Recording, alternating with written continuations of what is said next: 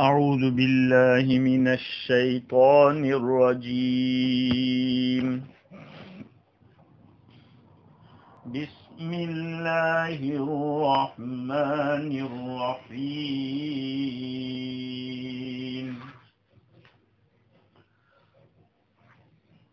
وأن احكم بينهم بما أنزل الله ولا تتبع أهواءهم واحذرهم أن يفتنوك عن بعض ما أنزل الله إليك فإن تولوا فاعلم أنما يريد الله أن يصيبهم ببعض ذنوبهم وَإِنَّ كَثِيرًا مِنَ النَّاسِ لَفَاسِقُونَ أَفَحُكْمَ الْجَاهِلِيَّةِ يَبْغُونَ وَمَنْ أَحْسَنُ مِنَ اللَّهِ حُكْمًا لِقَوْمٍ يُوقِنُونَ يَا أَيُّهَا الَّذِينَ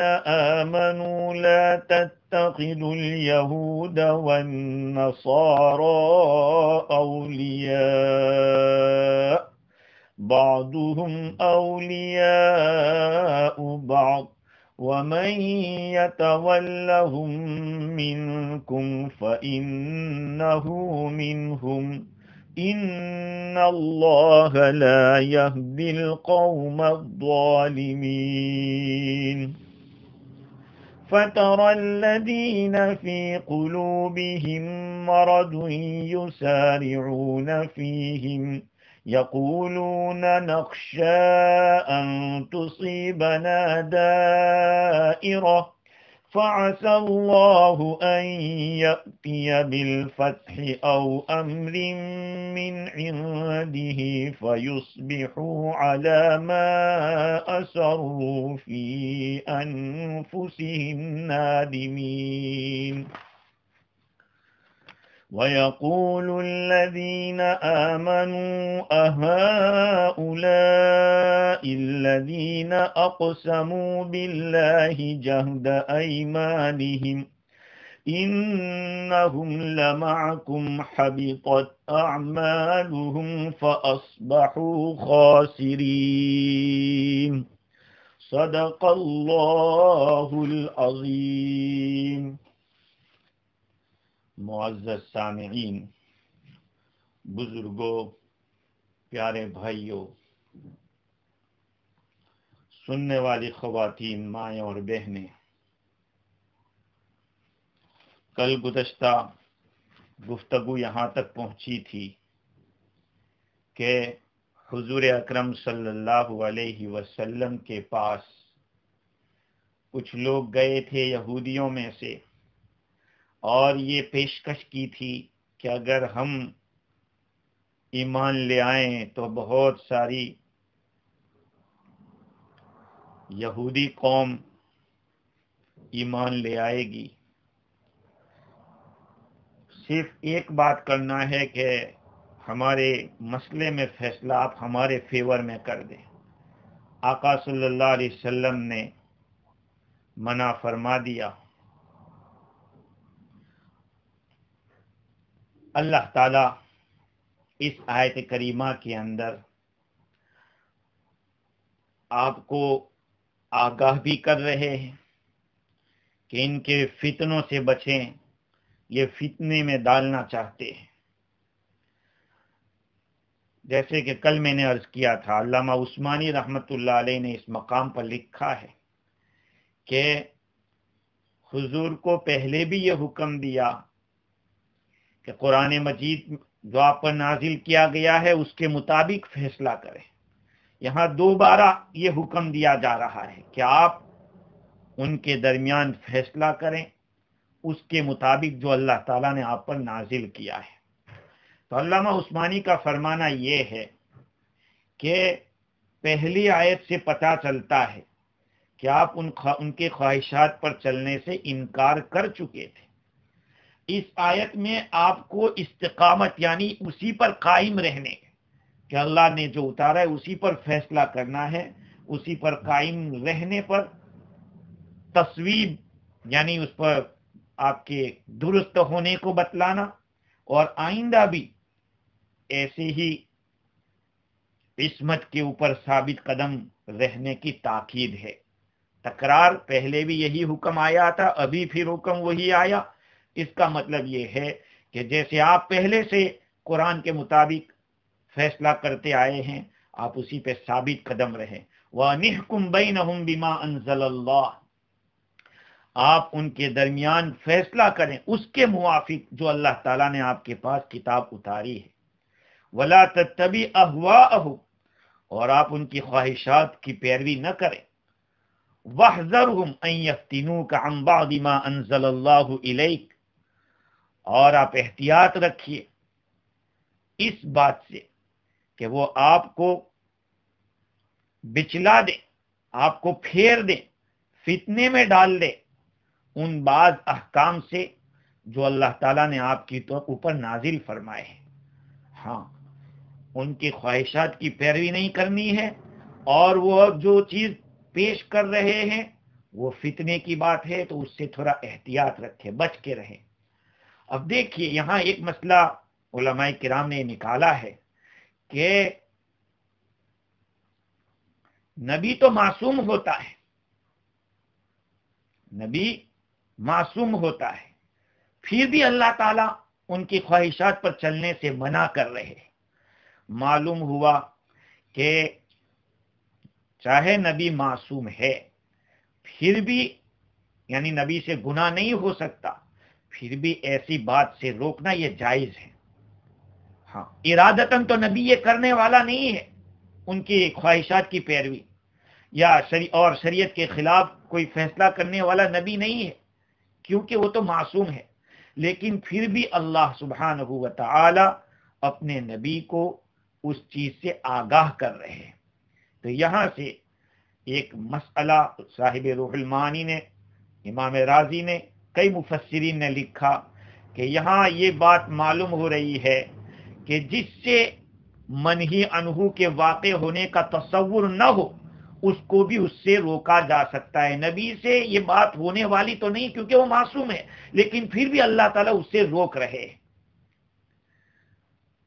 اس سے ایک بات اور معلوم ہوتی ہے کہ یہ کتنی گھناؤنی حرکت ہے کہ غیروں کی خواہشات کے اوپر ہم چلیں اور وہ جو فتنے میں ڈالے اس کے فتنے میں ہم گر جائیں۔ اللہ تعالیٰ نے نبی کے معصوم ہونے کے باوجود اس سے آگاہ کیا۔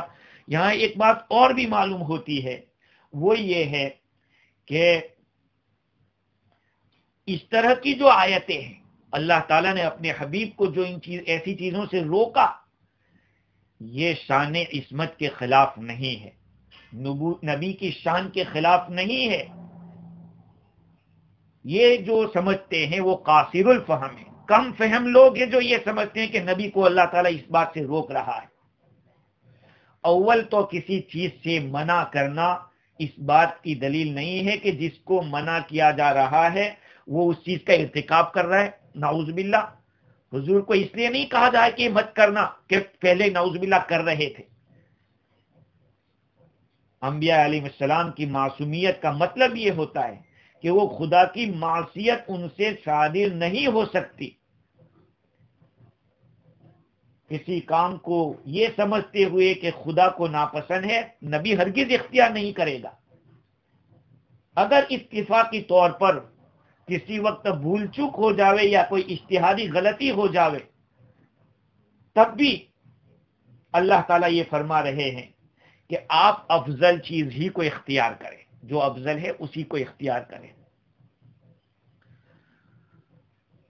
آگے اللہ تعالیٰ فرماتے ہیں فَإِن تَوَلَّوْا فَاعْلَمْ أَنَّمَا يُرِيدُ اللَّهُ أَن يُصِيبَهُم بِبَعْضِ ذُنُوبِهِمْ، پھر یہ لوگ اگر اعراض کریں تو یقین کر لیجئے کہ پس خدا ہی کو منظور ہے کہ ان کے بعض جرموں کی ان کو سزا دے۔ مطلب یہ ہے کہ یہ لوگ اعراض کر رہے ہیں، یعنی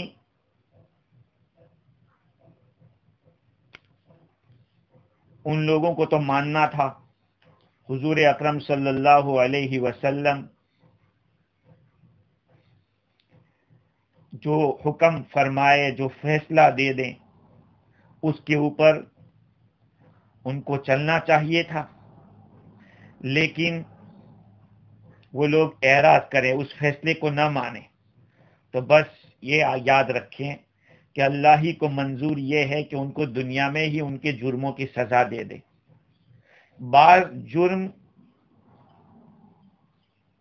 کی سزا اللہ تعالیٰ دنیا میں ہی دے دیتا ہے، اور پوری سزا جو ہوگی وہ تو آخرت میں دیں گے۔ قرآن مجید کو حق نہیں مانتے ہیں، اس کی پوری سزا تو آخرت میں ملے گی۔ تو دنیا کے اندر جو انہوں نے غلط کیا ہے لوگوں کے ساتھ، اس کی سزا دنیا میں مل جائے گی، اور ایمان کے خلاف جو بات کی ہے کفر کی سزا آخرت میں ہوگی۔ چنانچہ یہود کی سرکشی اور عہد شکنی جب بہت زیادہ آگے ہو گئی، بڑھ گئی، تو ان کی سزا قتل اور قید اور جلا وطن، یہ سب کے ذریعے اللہ تعالیٰ نے ان کو سزا دلوائی۔ مطلب یہ ہے کہ دنیا میں جو کوئی بھی سزا ملتی ہے وہ جرم کی پوری سزا نہیں ہوتی۔ یہودیوں کو جیسے قتل کیا گیا، ان کو قید کیا گیا، جلا وطن کیا گیا، یہ ان کے بعض گناہوں کی بعض سزا تھی، بعض گناہوں کی سزا تھی۔ آخرت کے اندر ساری جو سزا ہوگی، یہ تمام گناہوں کی جو سزا ہوگی وہ پوری تو آخرت میں ملے گی۔ علماء کرام نے اس کی وجہ یہ لکھی ہے کہ جو عذاب ہے، ختم ہونے والا عذاب، وہ کافر کے گناہ کی سزا نہیں ہو سکتی۔ جیسے کہ دنیا کی نعمتیں اگر سے بہت زیادہ ہو جاوے، وہ مومن کے نیک اعمال کا بدلہ نہیں ہو سکتا۔ مومن کے اچھے اعمال کا بدلہ جو پورا ہوگا وہ تو جنت میں اللہ تعالیٰ عطا فرمائیں گے۔ اگر دنیا کے اندر مومن کو کچھ بیماری لاحق ہوتی ہے، یہ یوں سمجھو کہ اس کے یا تو برے اعمال کی سزا ہے، یا یہ کہ اللہ تعالیٰ اس کو کچھ نوازنا چاہتا ہے۔ اور دنیا کے اندر کافر کو جو نعمتیں ملتی ہے وہ کبھی کبھی اس کے کچھ نیک اعمال جو دنیا میں کیے ہو اس کا بدلہ دے دیا جاتا ہے، جیسے کہ صدقہ کیا ہو، کسی کی کچھ مدد کر دی ہو۔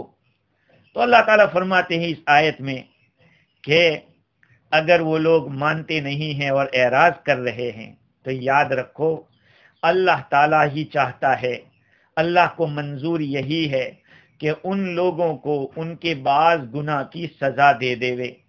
وَإِنَّ كَثِيرًا مِّنَ النَّاسِ لَفَاسِقُونَ،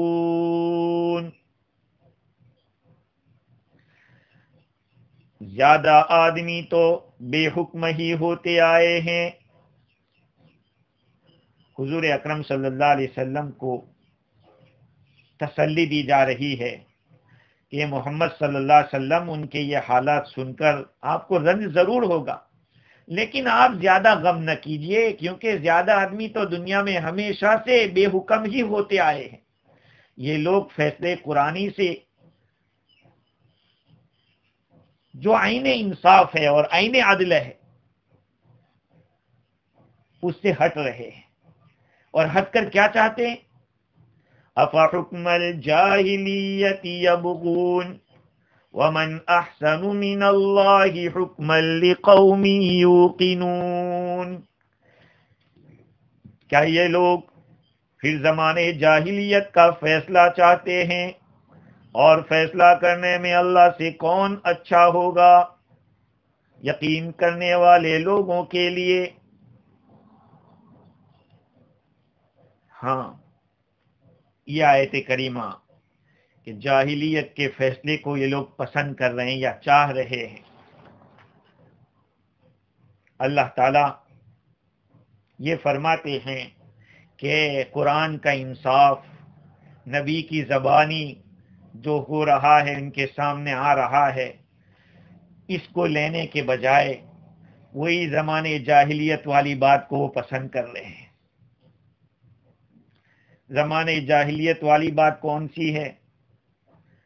جو خود کی ایجاد کی ہوئی ہے، اوپر کے واقعات کے اندر بیان کر دیا گیا، زنا کے اندر بھی اور قتل کے اندر بھی کہ کس طرح کی باتیں ہوتی تھی ان کے یہاں۔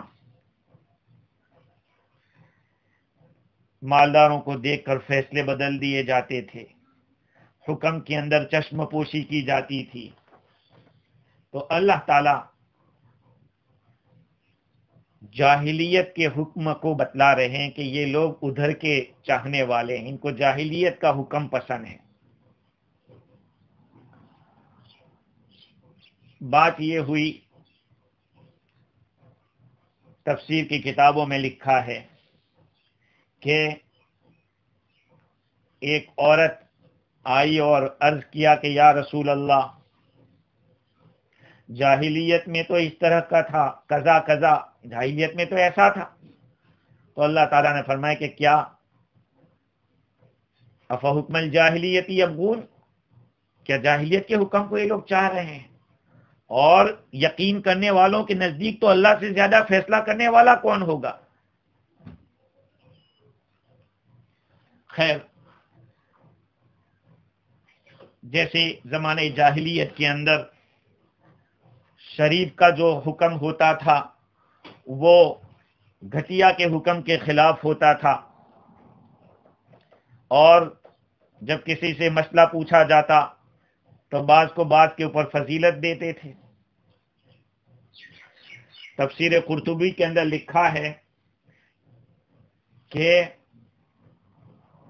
سفیان ابن عیینہ روایت کرتے ہیں، ابن ابی نجی سے، وہ طاؤس سے روایت کرتے ہیں کہ جب ان کو کوئی سوال کرتا جس میں ایک کو دوسرے پر فضیلت دی جاتی، جیسے آج کل ہوتا ہے کسی کے 5 لڑکے ہیں، 3 لڑکے ہیں تو ایک لڑکے کو زیادہ چاہتے ہیں اور دوسروں کو نہیں چاہتے، اس طرح کا کوئی سوال کرتا تو یہ آیت ان کو سناتے، افحکم الجاہلیت یبغون، کیا تم جاہلیت کے حکم کو پسند کر چاہتے ہو؟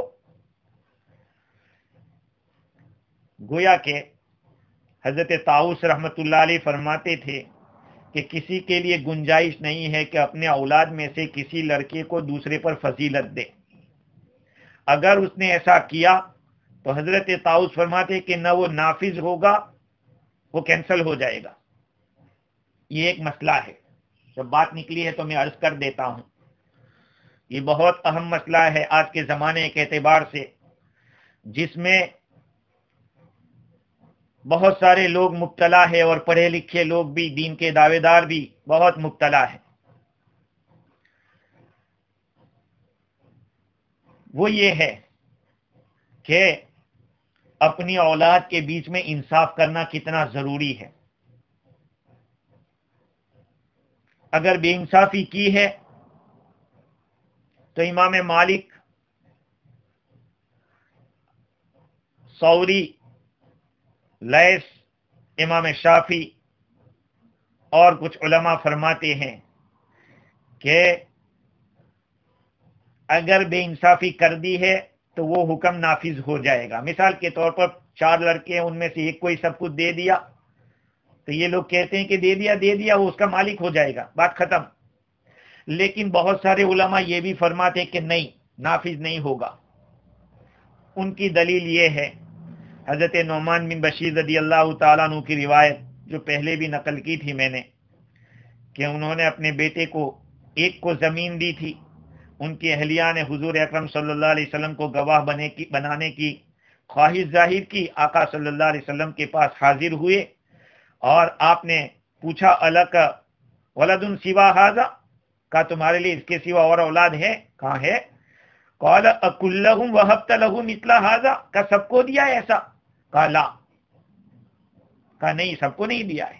حضور نے فرمایا فلا تشہدنی اذن فانی لا اشہد علی جور، بس مجھے تم گواہ مت بناؤ، اس لیے کہ میں ظلم کے اوپر گواہ نہیں بنتا ہوں۔ اور ایک روایت میں کہ انی لا اشہد الا علی حق، میں تو حق ہی پر گواہ بنتا ہوں۔ تو وہ لوگ فرماتے ہیں کہ جو چیز ظلم ہوگی وہ تو ناحق ہے، باطل ہے، اور وہ جائز نہیں ہے، لہذا ماں باپ کا اپنی اولاد کے اندر انصاف کرنا ضروری ہے۔ اور ایک روایت ہے حضور اکرم صلی اللہ علیہ وسلم کا ارشاد ہے، جس کو بخاری اور مسلم نے نقل کیا ہے، اتقوا اللہ وعدلوا بین اولادکم، اللہ سے ڈرو اور اپنی اولاد میں انصاف کرو۔ حضرت نعمان فرماتے کہ میرے والد صاحب نے وہ صدقہ واپس لے لیا، وہ ہدیہ جو دیا تھا، حالانکہ باپ ہدیے کو واپس نہیں کر سکتا، بیٹے کو جو دیا ہے وہ بالاتفاق لا یتصیرھا الاب، نہیں واپس کر سکتا، لیکن پھر بھی واپس کر دیا، گویا کہ پہلے جو ہوا تھا وہ کینسل کیا۔ یہاں سے وہ حضرات استدلال کرتے ہیں۔ خیر یہ ہے کہ زمانے جاہلیت کا حکم، جاہلیت کے اندر جو چیزیں بے انصافی کی چلتی تھی، اللہ تعالیٰ فرماتے کہ یہ تو اس کو چاہنے والی قوم ہے۔ شریعت اسلام کی جو پاکیزہ تعلیمات اور انصاف بھری تعلیمات ہیں، اس کو چھوڑ کر وہ اس طرح کے احکام کی طرف جا رہے ہیں۔ مولانا دریابادی رحمت اللہ علیہ نے اپنی تفسیر کے اندر یہ بات لکھی ہے کہ اللہ تعالیٰ نے اس آیت کریمہ کے اندر ان لوگوں کا انکار کیا، ان لوگوں کے بات کو غلط بیان کیا ہے، ان لوگوں کی غلطی کو واضح کیا ہے، جو اللہ تعالیٰ کے محکم حکم کو، مضبوط حکم کو چھوڑ کر دوسرے طریقے کو اپناتے ہیں۔ اور انہوں نے حوالہ دیا حافظ ابن کثیر رحمت اللہ علیہ کا، اور کہا کہ انہوں نے خوب لٹارا ہے ابن کثیر نے۔ حافظ ابن کثیر رحمت اللہ علیہ فرماتے ہیں کہ ينکر تعالی علی من خرج عن حکم اللہ المحکم المشتمل علی کل خیر الناہی عن کل شر وعدل الی ما سواہ من الآراء والاہواء، اللہ تعالیٰ نے ان لوگوں کا رد کیا ہے جو لوگ نکلتے ہیں، اللہ تعالیٰ کے محکم حکم سے نکل جاتے ہیں، حالانکہ اللہ کا محکم حکم ہر خیر کے اوپر مشتمل ہے، ہر شر سے روکنے والا ہے، اور ادھر جاتے ہیں وہ لوگ جو ان کی خود کی رائے ہوتی ہے، خود کی خواہش ہوتی ہے، اور لوگوں نے اپنی طرف سے جو تیار کر رکھا ہے قانون۔ زمانہ جاہلیت کے اندر بھی اسی طرح کی باتیں تھی، گمراہی اور جہالت تھی، لوگ اپنی رائے کے اوپر، اپنے اوپینین کے اوپر چلتے تھے، جیسے کہ تاتاریوں کے بارے میں انہوں نے، ابن کثیر نے لکھا کہ تاتاریوں نے فیصلے کیے تھے، اور ان کا بادشاہ جو چنگیز خان تھا، جس نے یہودیت، نصرانیت اور ملت اسلامیہ وغیرہ سے کچھ احکام کو جمع کر کے اپنی رائے کو ملا کر ایک کتاب بنا ڈالی تھی، اس کے اوپر وہ لوگ چلتے تھے، اسی کو بنیاد بنایا تھا۔ تو جاہلیت کا طریقہ اپنانا اللہ کے نزدیک ناپسندیدہ ہے۔ اور ابن کثیر رحمت اللہ علیہ نے طبرانی کی ایک روایت حضرت عبداللہ ابن عباس رضی اللہ عنہما سے نقل کی، آقا صلی اللہ علیہ وسلم فرماتے ہیں ابغض الناس الی اللہ عز وجل من یبتغی فی الاسلام سنت الجاہلیہ وطالب دم امرئ بغیر حق لیحریق دمہ، لوگوں میں سب سے زیادہ اللہ کے نزدیک ناپسند وہ آدمی ہے جو اسلام کے اندر جاہلیت کا طریقہ اپناتا ہے، اور اللہ کے لوگوں میں سب سے ناپسند اللہ کے نزدیک وہ آدمی بھی ہے جو کسی کا خون طلب کرتا ہے ناحق، کسی کو ناحق قتل کرنے کے در پہ ہے، ان دونوں کو اللہ تعالیٰ زیادہ ناپسند کرتا ہے۔ اب آپ دیکھیں ہمارے حالات بھی ایسے ہیں، ہم اس دنیا کے اندر جب ہمارے پاس شریعت مطہرہ موجود ہے، قرآن مجید موجود ہے، سنت نبویہ موجود ہے، اس کے باوجود ہم لوگ اپنی زندگی کے اندر بہت ساری چیزیں جو جاہلیت کی تھی اس کو جگہ دیے ہوئے ہیں، اور جب کوئی علم کی بات اور دین کی بات آتی ہے تو پھر یہ سوچ کر کہ کیا کریں گے، چلتا آ رہا ہے اس سے کرنا پڑے گا، ہاں لوگوں کو لے کر چلنا ہے، اس طرح کی بات کہہ کر شریعت کی بات کو یوں سوچتے ہیں کہ آج کے زمانے کے لحاظ سے یہ حکم نہیں ہے، نعوذ باللہ، حالانکہ اس قرآن مجید اور آقا صلی اللہ علیہ وسلم کی شریعت قیامت تک کے انسانوں کے لیے رہبر رہی ہے اور قابل عمل رہی ہے۔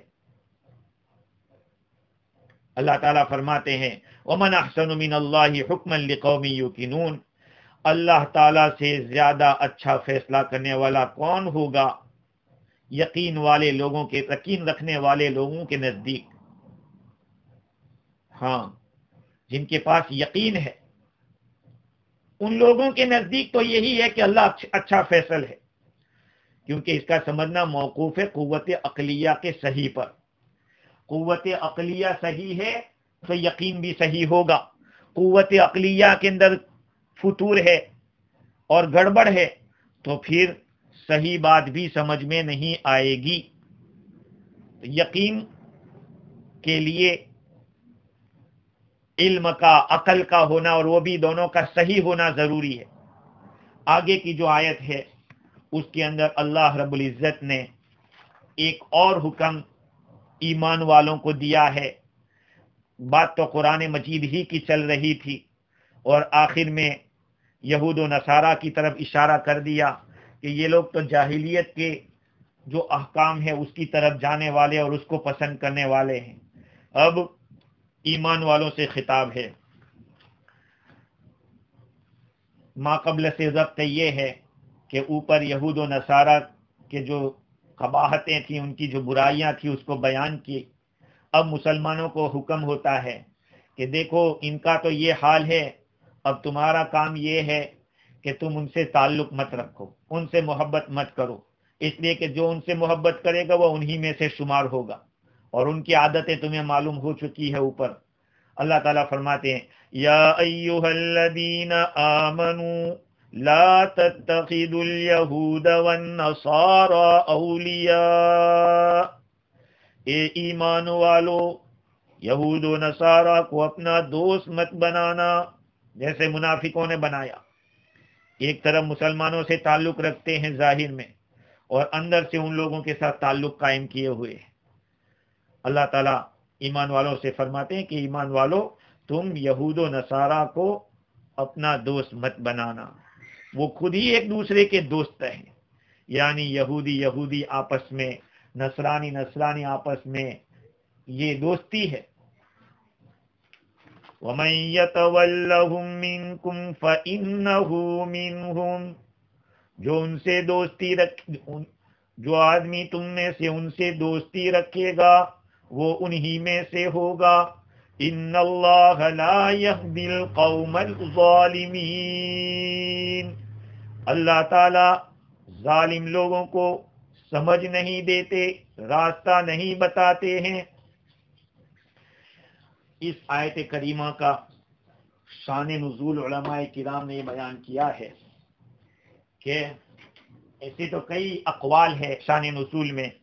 ایک شان نزول اسباب النزول للواحدی، اس کے اندر میں نے پڑھا تھا، عطیہ اوفی فرماتے ہیں کہ عبادہ بن صامت رضی اللہ تعالی عنہ حاضر ہوتے ہیں اور عرض کرتے ہیں یا رسول اللہ، یہودیوں میں سے بہت سارے میرے تعلق والے ہیں جن کی تعداد بہت زیادہ ہے، ان کی مدد بھی رہتی ہے، لیکن میں ان سے میرے تعلقات تھے، اور میں اللہ اور اس کے رسول کی طرف اپنے تعلقات کو کر رہا ہوں، یہود کے ساتھ جو دوستی تھی ان سب چیزوں سے میں بری ہوتا ہوں اور اللہ اور اس کے رسول کی پناہ میں آتا ہوں۔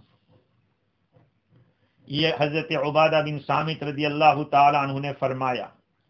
تو عبداللہ ابن ابی نے کہا کہ مجھے تو حالات کا ڈر رہتا ہے کہ کیا ہوگا، اس لیے میں یہود کی دوستی سے بری نہیں ہو سکتا، میں ان کے تعلقات سے دور نہیں ہو سکتا۔ فقال رسول اللہ صلی اللہ علیہ وسلم، اللہ کے رسول صلی اللہ علیہ وسلم نے فرمایا، یا ابا الحباب، تم تو عجیب کنجوس آدمی ہو، عبادہ بن صامت سے تم گئے، حالانکہ وہ تو تم سے کم درجے کے ہیں، نہیں مال اور سب چیزیں تیرے پاس، تیری عزت ہے، سب کچھ ہے، پھر بھی تو ان سے گیا۔ تو اس نے کہا نہیں، میں نے قبول کیا ہے۔ یہ اللہ تعالیٰ نے یہ آیت کریمہ نازل فرمائی، یا ایھا الذین آمنوا، یا ہو سکتا ہے کہ اگر فقال حضور کی طرف لوٹے تو حضور نے فرمایا کہ ٹھیک ہے، آپ کو جو کرنا کر لو۔ جب وہ عبداللہ ابن ابی منافق نے یہ بات کہی تو حضور نے فرمایا کہ ٹھیک ہے۔ اللہ تعالیٰ نے یہ آیت کریمہ اتاری، یا ایھا الذین آمنوا لا تتخذوا الیہود والنصارى اولیاء۔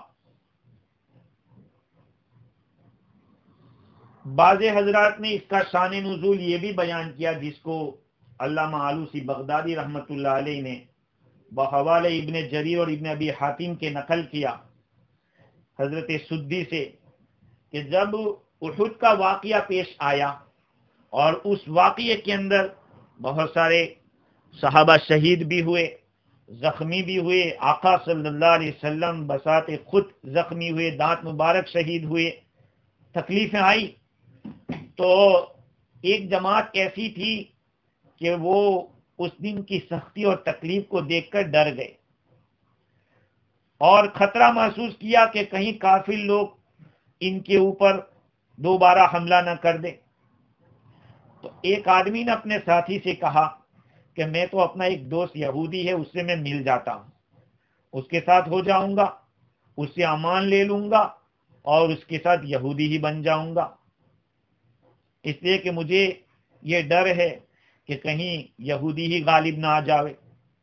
دوسرے نے کہا کہ بھئی میرا تو ایک نصرانی دوست ہے، میں اس سے مل لوں گا جو ملک شام کے کسی کونے میں رہتا ہے، کسی جگہ پر، میں اس کے پاس اس سے امان لے لوں گا اور نصرانی ہو جاؤں گا، نعوذ باللہ۔ اللہ تعالیٰ نے اس آیت کریمہ کے اندر دونوں کو منع کیا ہے، یا ایھا الذین آمنوا لا تتخذوا اليہود والنصارى اولیاء، اے ایمان والو تم یہود و نصارہ کو اپنا اولیاء مت بناؤ۔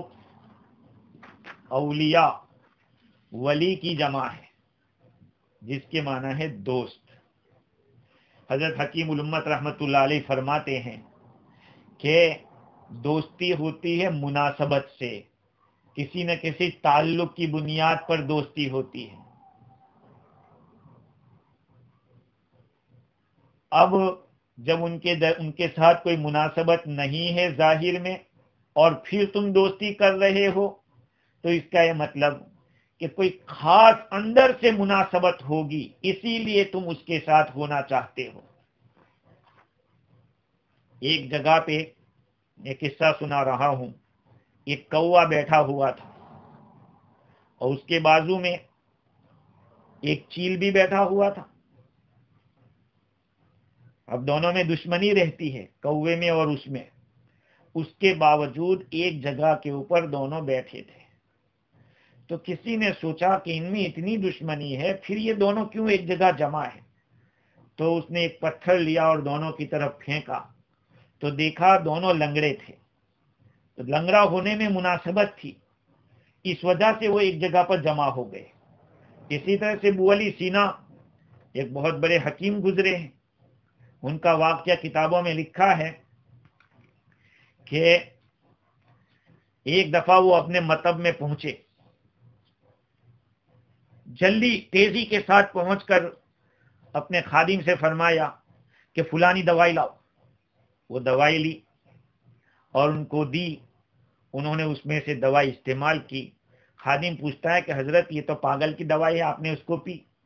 کہا ہاں، اس کی وجہ یہ ہے کہ جب میں بازار میں جا رہا تھا تو ایک پاگل مجھے دیکھ دیکھ کر ہنس رہا تھا، تو اس نے میرے اندر کوئی چیز اپنی دیکھی ہوگی، اسی لیے وہ میری طرف ہنس رہا تھا۔ تو دوستی ہوتی ہے کسی نہ کسی مناسبت کے اوپر۔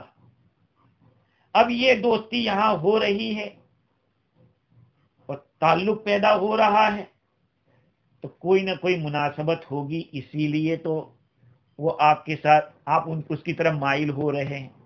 اللہ تعالیٰ نے صاف حکم فرما دیا، وَمَن يَتَوَلَّهُم مِّنكُمْ فَإِنَّهُ مِنْهُمْ، تم میں سے جو ان کے ساتھ دوستی کرے گا وہ انہی میں سے شمار ہوگا۔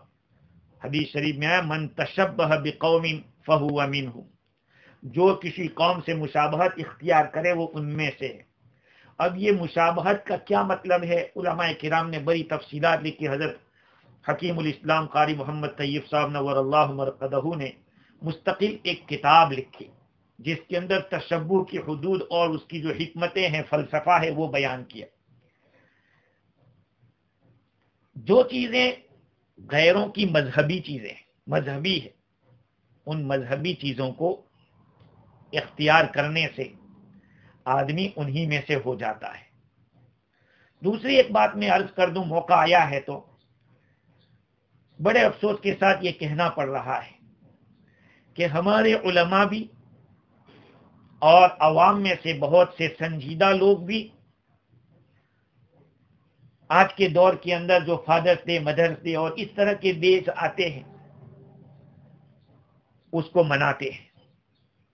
حالانکہ اسلام کے اندر نہ فادرس ڈے ہے، mother's day, every day is father's day, every day is mother's day. لیکن دیکھا گیا کہ بعض علماء فادرس ڈے کے موقع پہ باپ کی فضیلت بتلاتے ہیں۔ کیا ضرورت ہے بتلانے کی؟ آپ گویا کہ فادرس ڈے والوں کا سپورٹ کر رہے ہیں، آپ ان کے ساتھ ہو رہے ہیں۔ اور بہت سارے سنجیدہ لوگ بھی الیکٹرانک میڈیا کے اوپر اپنے فادرس ڈے کے موقع پر اپنے والد کو مبارکبادی دیتے ہیں، لمبی عمر کی دعائیں دیتے ہیں۔ ارے بھائی، یہ سب بتلانے کی کیا ضرورت ہے؟ یہ دکھاوا ہے ایک قسم کا۔ آپ کو اگر اپنے باپ سے محبت ہے تو روزانہ دعا کیجئے، روزانہ ان کے پاؤں دبائیے، روزانہ ان کی خدمت کیجئے۔ لیکن یہ ایک مارکیٹ چلانے کے لیے ایک مونوپولی اس طرح کی تیار کی گئی کہ کسی طرح سے بھائی فادرس ڈے کا اسپیشل لگ رہا ہے، مدرس ڈے کا اسپیشل لگ رہا ہے۔ بہت ہی افسوس کی بات ہے۔ تو ان چیزوں کے اندر ہم لوگ حصہ لے کر گویا کہ ان کے ساتھ شریک ہو رہے ہیں۔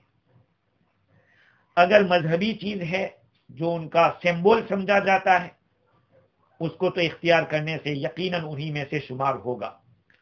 ان اللہ لا یہدی القوم الظالمین، بے شک اللہ تعالی ظالم لوگوں کو راستہ نہیں دیتے ہیں۔ اصل میں لا یہدی کا ترجمہ تو ہدایت کے ہوتے ہیں، لیکن مولانا تھانوی رحمت اللہ علیہ نے سمجھ سے ترجمہ، اس کا سمجھ کا ترجمہ کیا کہ اللہ تعالیٰ ظالم لوگوں کو سمجھ نہیں دیتے۔ اور کچھ حضرات نے اور بھی تفسیر کی ہے، ان اللہ لا یہدی القوم الظالمین، ان لوگوں کو اللہ تعالیٰ سمجھ نہیں دیتے جو اپنا نقصان کر رہے ہیں۔ آگے اللہ تعالیٰ نے ان لوگوں کے بارے میں اور وضاحت کی، فَتَرَى الَّذِينَ فِي قُلُوبِهِم مَّرَضٌ يُسَارِعُونَ فِيهِمْ يَقُولُونَ نَخْشَىٰ أَن تُصِيبَنَا دَائِرَةٌ، اسی لیے تم ایسے لوگوں کو جن کے دلوں میں بیماری ہے، جیسے عبداللہ ابن ابی بن سلول منافق، اس کے دل میں بیماری تھی نفاق کی، وہ ظاہر میں کچھ کہتا تھا اور اندر کچھ کرتا تھا۔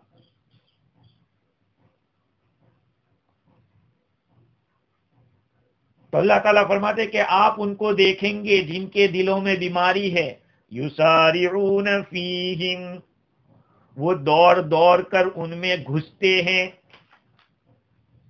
بعض حضرات نے اس کا ترجمہ تیزی سے کیا ہے کہ تیزی سے ان میں داخل ہو جاتے ہیں۔ یسارعون فیہم یقولون نخشی ان تصیبنا دائرہ، کہتے ہیں کہ ہم کو اندیشہ ہے کہ ہم پر کوئی حادثہ پڑ جاوے۔ ہاں یہ کہتے ہیں کہ ہمارا ملنا ان کے ساتھ دل سے نہیں ہے، بلکہ دل سے تو ہم تمہارے ساتھ ہیں، صرف ایک مصلحت سے ان کے ساتھ ملتے ہیں۔ وہ مصلحت یہ ہے کہ ہمیں خطرہ ہے کہ زمانے میں کچھ انقلاب آ گیا، حالات کچھ آ گئے اور ہم کو ان کی ضرورت پڑ گئی، جیسے کہ قحط ہے، تنگی ہے، اور یہ یہودی لوگ ہمارے ساہوکار بنیے ہیں، ان سے قرض ادھار مل جاتا ہے، تو ظاہری مل جل قطع کر دیں گے تو وقت پر ہم کو تکلیف ہوگی۔ یہ مطلب لیتے تھے، ظاہر میں یوں کہتے تھے، حالانکہ دل میں اور بات ہوتی تھی۔ ان کے دلوں میں بات کیا ہوتی تھی؟ وہ مطلب دل میں یہ رکھتے تھے کہ اگر کل جا کے کافر لوگ مسلمانوں پر غالب آ گئے تو پھر ہم کو ضرورت پڑ سکتی ہے ان لوگوں کی، اس لیے ہم ان سے دوستی رکھتے ہیں۔ یہ ہے ان کا مقصد۔ اللہ تعالیٰ فرماتے ہیں فَعَسَى اللَّهُ أَن يَأْتِيَ بِالْفَتْحِ أَوْ أَمْرٍ مِّنْ عِنْدِهِ فَيُصْبِحُوا عَلَى مَا أَسَرُّوا فِي أَنفُسِهِمْ نَادِمِينَ۔ سو امید ہے، قریب ہے کہ اللہ تعالیٰ کامل فتح لے آوے، اللہ تعالیٰ کامل فتح کا ظہور فرما دے، یا اللہ تعالیٰ کوئی خاص بات اپنی طرف سے لے آوے، پھر یہ لوگ اپنے دل میں چھپائی ہوئی بات کے اوپر شرمندہ ہوں گے۔ یہ ہو سکتا ہے کہ اللہ تعالیٰ اس طرح کے حالات لے آوے کہ بات الٹی ہو جاوے۔ اللہ تعالیٰ ایمان والوں کو فتح عطا فرما دے۔ اللہ تعالیٰ امید کا لفظ استعمال کر رہا ہے، فَعَسَى، ہو سکتا ہے۔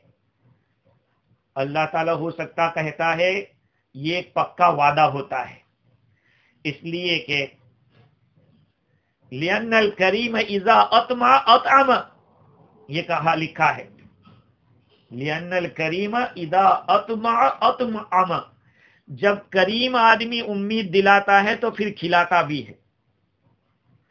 یہ شریف آدمی کے بارے میں کہا ہے کہ جب شریف آدمی لِأَنَّ الْكَرِيمَ إِذَا أَطْمَعَ أَطْعَمَ، شریف آدمی جب لالچ دیتا ہے تو وہ کھلاتا بھی ہے۔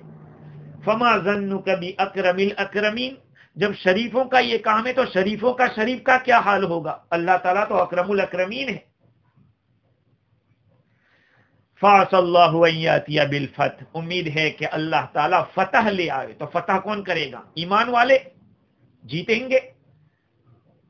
او امر من عنده، یا اللہ تعالیٰ اپنی طرف سے کوئی بات لے آوے۔ تو پہلی چیز میں فتح میں ایمان والوں کا دخل ہوگا، اور دوسری جو چیز ہوگی وہ اس میں ایمان والوں کا کوئی دخل نہیں ہوگا۔ اللہ تعالیٰ فرماتے ہیں کہ یہ جس مقصد سے دوستی کر رہے ہیں اس مقصد کے خلاف بات ہو جاوے، ان کے دل میں جو بات تھی اللہ تعالیٰ نے اس کو کھولا ہے۔ وہ بولتے تو کچھ تھے، مراد کچھ لیتے تھے۔ اللہ تعالیٰ فرماتے ہیں کہ فَيُصْبِحُوا عَلَى مَا أَسَرُّوا فِي أَنفُسِهِمْ نَادِمِينَ، یہ شرمندہ ہوں گے اس بات کے اوپر جو انہوں نے اپنے دل میں چھپائی تھی۔ کیوں شرمندہ ہوں گے؟ اسباب کیا ہے؟ ایک تو یہ ہے کہ ان کی خیال کی غلطی کہ ہم تو سمجھتے تھے کہ کفار غالب آئیں گے اور معاملہ برعکس ہوا، اس لیے شرمندہ ہوں گے۔ یا دوسری وجہ یہ ہو سکتی ہے کہ اپنے نفاق پر شرمندہ ہوں گے کہ ہم نے تو ظاہر میں اسلام اور دل کے اندر نفاق رکھا، آج فتح ہوئی ہے تو سچے ایمان والوں کی فتح ہوئی ہے، اور یہ دونوں چیزیں ان کے دلوں میں چھپی ہوئی تھی، کفار کا غلبہ بھی چھپا ہوا تھا اور ان کا نفاق بھی دل میں چھپا ہوا تھا۔ اور تیسری بات یہ ہے شرمندہ ہونے کی وجہ کہ کفار کے ساتھ دوستی کرنا وہ ان کی رائیگاں گئی، بیکار گئی۔ اس لیے حضرت انس رضی اللہ تعالیٰ عنہ فرماتے ہیں کہ اس آیت کریمہ کے نازل ہونے کے بعد ما خفی علی رسول اللہ صلی اللہ علیہ وسلم بعد نزول الآیت شیء من المنافقین کان یعرفهم بسیماہم، آپ صلی اللہ علیہ وسلم کے پر جب یہ آیت نازل ہوئی اس کے بعد کوئی منافق ڈھکا چھپا حضور کے سامنے نہیں رہا تھا، بلکہ آپ ان کی نشانیوں سے، ان کی پیشانی سے جان لیتے تھے۔ یہ تو اللہ کا وعدہ تھا، یہ اللہ کا وعدہ تھا، اور یہ پیشن گوئی جو اللہ تعالیٰ نے دی تھی کہ ایسا ہوگا یہ پوری ہوئی۔ یہاں ایک بات میں عرض کر دیتا ہوں کہ اولیاء یہود و نصارہ کو اپنا گہرا دوست بنانے سے منع کیا ہے۔ علامہ عثمانی نے لکھا ہے کہ اولیاء جمع ہے ولی کی، اور ولی کہتے ہیں دوست کو بھی، قریب کو بھی، مددگار کو بھی، ناصر کو بھی۔ لیکن یہ بات ملحوظ رکھنی چاہیے کہ موالات، مروت، حسن سلوک، مصالحت، رواداری اور عدل و انصاف یہ سب چیزیں الگ الگ ہیں۔ ان کے ساتھ دوستی کرنے سے منع کیا ہے۔ دوستی زبان سے، دل سے ہوتی ہے، دل سے ہوتی ہے، جس کو زبان سے ظاہر کی جاتی ہے۔ حضور اکرم صلی اللہ علیہ وسلم کا ارشاد ہے کہ اگر آپ کو کسی سے محبت ہو تو اس کو کہہ دو کہ بھئی مجھے آپ سے محبت ہے۔ یہاں ان لوگوں کے ساتھ محبت کرنے سے منع کیا گیا، دوستی سے منع کیا گیا، دوستی سے منع کیا ہے، لیکن ان کے ساتھ معاملات کرنے سے منع نہیں کیا ہے۔ ان سے کوئی چیز خریدنا، ان کو کوئی چیز بیچنا، اس سے تو منع نہیں کیا ہے۔ دوسرا، ان کے ساتھ مروت سے پیش آنا، انسانیت سے، حسن سلوک سے پیش آنا، اس سے بھی شریعت نے منع نہیں کیا ہے۔ آپ کے گھر آ گئے، آپ نے ان کو پانی پلا دیا، چائے پلا دی، کوئی بات نہیں ہے۔ مصالحت، ان کے ساتھ صلح کرنا، یہ آپ کی مرضی کی بات ہے، آپ کو مناسب لگے کہ ہاں ان کے ساتھ صلح کرنے میں خیر ہے تو کریں، نہ کرنا ہو نہ کریں، اس میں اختیار ہے۔ عدل و انصاف کا معاملہ وہ تو فرض ہے، مسلمان ہو یا غیر مسلم ہو، انصاف تو انصاف ہی ہوگا۔ یہ نہیں ہے کہ غیر مسلم ہے تو اس کے ساتھ ظلم کریں گے، ہم اس کا حق دبا دیں گے، نہیں، اس کی تو شریعت اجازت نہیں دیتی۔ عدل و انصاف تو ان کا حق ہے، وہ ان کو دیا جائے گا۔ تو یہ الگ الگ چیزیں ہیں۔ دل سے محبت ایمان والوں سے ہوگی، ظاہری رکھ رکھاؤ غیروں سے بھی ہو سکتا ہے۔ یہاں پہ ایک مسئلہ اور ہے، جب یہود و نصارہ جو اہل کتاب ہیں، جن کے پاس کتاب رہ چکی ہے، ان کے ساتھ اس طرح کا معاملہ کرنے سے منع کیا، تو پھر جو کھلے کافر ہیں ان کے ساتھ کیسے دوستی ہوگی؟ اور دوستی کے اندر میرے بھائیوں یہ ضرور ہوتا ہے کہ دوستی کی وجہ سے خلاف شرع باتوں کے اوپر آدمی شریک ہو جاتا ہے دوستی کے خیال کے اندر۔ یہاں بھی ہم دیکھتے ہیں بہت سارے لوگ سمجھاتے تو کہتے ہیں کہ یار ہماری دوستی ختم ہو جائے گی۔ بہت سارے نگونا پیتے ہیں، شراب پینے والے ہوتے ہیں، ان کو کہتے ہیں کہ یہ حرام ہے، کیوں؟ کہا کہ یار اگر یہ بند کر دیں گے تو ہماری دوستی ختم ہو جائے گی۔ تو دوستی تو اللہ کے لیے ہوتی ہے، اور اللہ جس چیز کو نہ کہتا ہے اس پر دوستی کیسے رہ سکتی ہے؟ خیر، اللہ تعالیٰ فرماتے ہیں وَيَقُولُ الَّذِينَ آمَنُوا أَهَؤُلَاءِ الَّذِينَ أَقْسَمُوا بِاللَّهِ جَهْدَ أَيْمَانِهِمْ إِنَّهُمْ لَمَعَكُمْ حَبِطَتْ أَعْمَالُهُمْ فَأَصْبَحُوا خَاسِرِينَ۔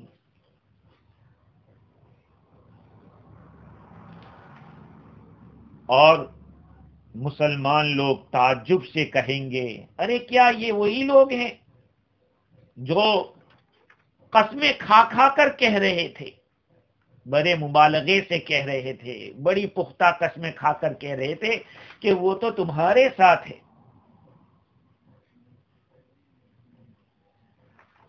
حبطت اعمالهم، ان کے اعمال اکارت ہو گئے، برباد ہو گئے۔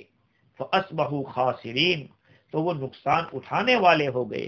اللہ تعالیٰ فرماتے ہیں کہ جب یہ معاملہ سامنے آئے گا، ہاں، نفاق ان کا کھل جائے گا، فتح ہوگی، اور فتح کے وقت ہی پتہ چلے گا کہ مسلمان لوگ تعجب سے کہیں گے کہ ارے یہ وہ لوگ ہیں جو بڑے قسمیں کھا کھا کے، بڑے مبالغے سے ہمارے سامنے کہا کرتے تھے کہ ہم تو تمہارے ساتھ ہیں، یہ تو کچھ اور ہی ثابت ہوا۔